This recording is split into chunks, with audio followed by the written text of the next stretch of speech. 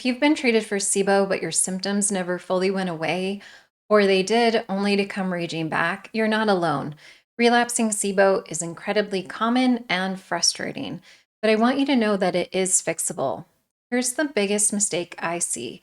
People treat SIBO like a one time infection, not a symptom of a deeper dysfunction. And that mindset is what keeps them stuck in a cycle of relapse. In this video, I'm breaking down the most overlooked reasons why SIBO keeps coming back, and more importantly, what you need to do to finally break the cycle. I'll cover the 4 different types of SIBO, including the ones most people miss, and why treating SIBO isn't just about killing bacteria, it's about healing your entire gut ecosystem. I'm Amanda, a registered dietitian with a master's in nutrition and functional medicine, and I've been exactly where you are. After years of relapsing SIBO and failed treatments, it was understanding my root cause that finally helped me heal. Not all SIBO is the same. SIBO stands for small intestinal bacterial overgrowth, but not all overgrowths are bacterial. Lumping everything under one label actually obscures the path to healing because it's the type of overgrowth you have that affects your symptoms, your treatment, and your risk of relapse. Hydrogen dominant SIBO is one of the most common forms. It typically causes diarrhea, but it can cause constipation too.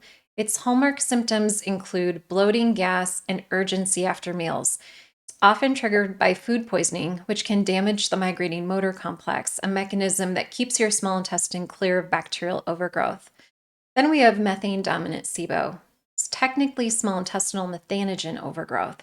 It isn't caused by bacteria, it's actually caused by archaea, which produce methane gas. Methane gas slows motility and causes constipation that won't budge despite using magnesium or eating more fiber. It's a really stubborn form of constipation. It's incredibly frustrating and incredibly common. Then we have hydrogen sulfide SIBO. This one typically causes diarrhea, and it often is accompanied by severe abdominal pain, painful trapped gas, and that telltale rotten egg or sulfuric smelling gas. It can trigger brain fog, cystic acne, and really severe anxiety, and it shows up more often in people with detox issues. So it's actually known as the canary in the coal mine of toxicity. And lastly, we have CFO, small intestinal fungal overgrowth. Again, not bacterial. It causes constipation, intense sugar cravings, and bloating, really significant bloating. If you've had multiple rounds of antibiotics, are taking prednisone, or have had mold exposure from a water damaged building, you're more at risk of this type. And there's a common misconception that sugar cravings are just bad habits or willpower issues, but they're actually often driven by fungal overgrowth in the small or large intestine. And one thing that I tell my clients is you don't fight that craving with willpower, you kill the overgrowth and the cravings disappear. After identifying the type of SIBO you have, the next most important step is uncovering what caused it to develop in the first place. If you skip this step, your risk of relapse increases. My root cause was a severe episode of food poisoning in Costa Rica, followed by a heavy duty course of antibiotics. I had a type of SIBO known as post infectious IBS. But as you can see, there are many causes of SIBO, and identifying yours will help you stop relapsing because it gives you a clear path to fixing your root cause.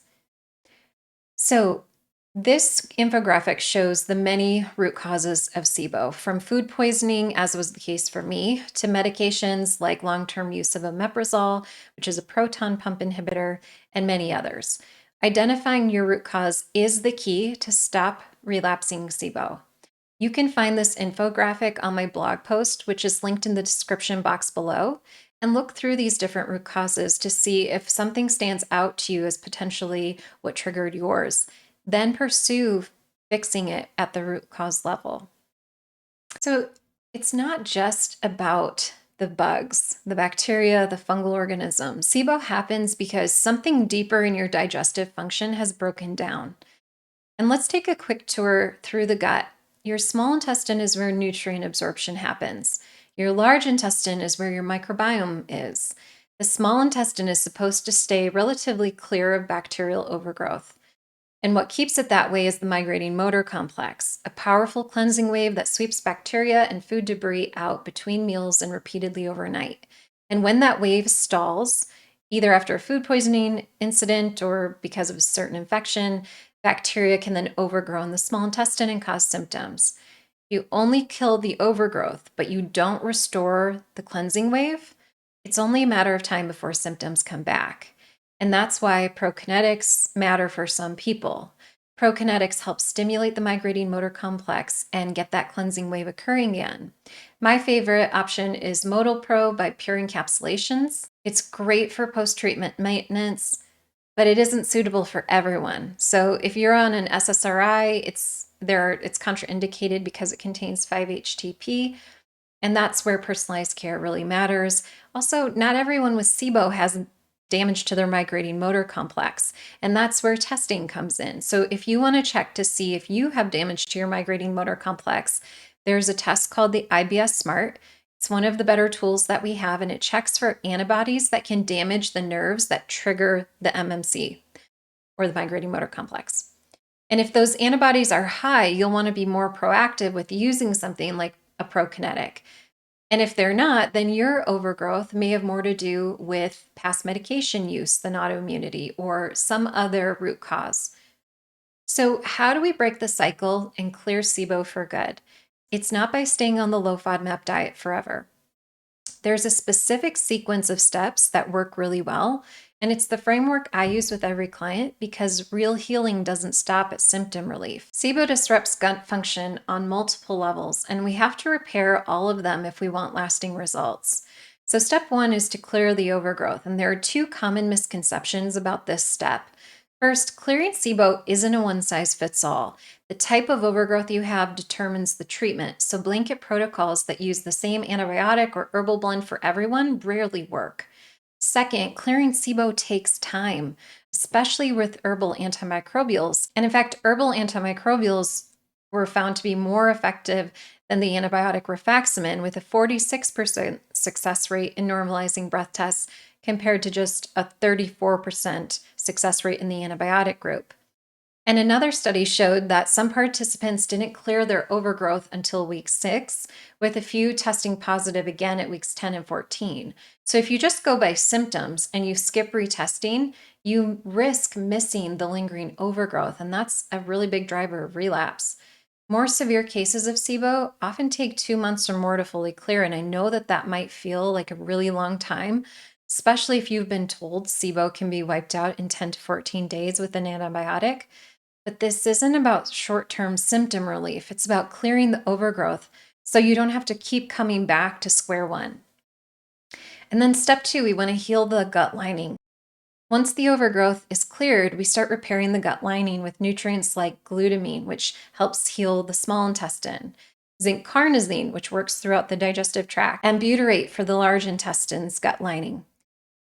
This reduces inflammation and discomfort. And another thing to note is that healing the gut lining takes at least 8 weeks. And if you're taking NSAIDs like ibuprofen in this time, you're going to be actively working against that healing because NSAIDs and ibuprofen actually increase intestinal permeability.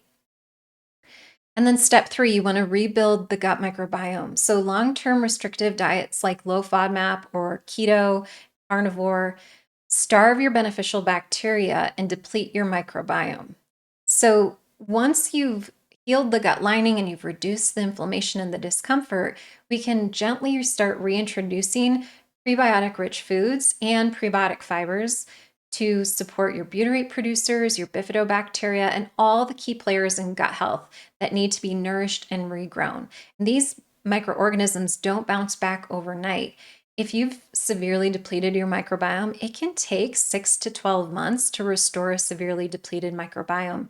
And consistency with diet and gut nourishing foods is everything in that time. And then step 4, you want to restore immune tolerance. This step is one of the most overlooked, but it's a game changer if your immune system is still reacting to harmless foods. And that's not just a frustrating experience, it's actually a sign that your gut barrier and immune tolerance haven't fully recovered. So to rebuild that tolerance, we focus on increasing butyrate production. which helps calm immune reactivity. And when appropriate, we add immunoglobulins like SBI Protect or colostrum to retrain your immune system to stop tagging safe foods as threats. And this is what helps people move from only being able to eat 5 foods to finally tolerating a diverse diet again. And then the final step is to reintroduce these foods that you were previously reacting to.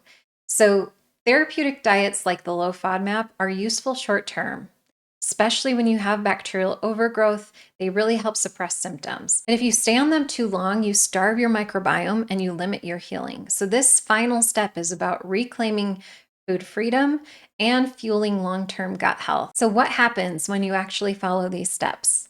I want to show you what's possible. On the left, this is where so many people start, stuck in food fear, relying on the low FODMAP diet to manage symptoms, feeling bloated, constipated, exhausted. That's an inflamed gut. And if that's where you are right now, it's okay. It just means your gut needs more support. But on the right, that is the goal, being able to eat a wide variety of foods without symptoms, having 1 to 2 easy, complete bowel movements a day, not even having to think about it.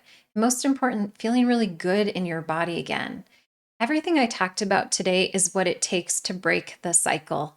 It's not another round of rifaximin or neomycin. It's not another year on the low FODMAP diet. It's a step-by-step strategy that restores digestive function, and that's how you finally get off the SIBO roller coaster. If this video helped you connect the dots or gave you a clearer sense of why you haven't fully healed, leave me a comment. I'd love to hear what landed. If you're ready for more than symptom management and want a personalized strategy to heal your gut, the link to work with me is below.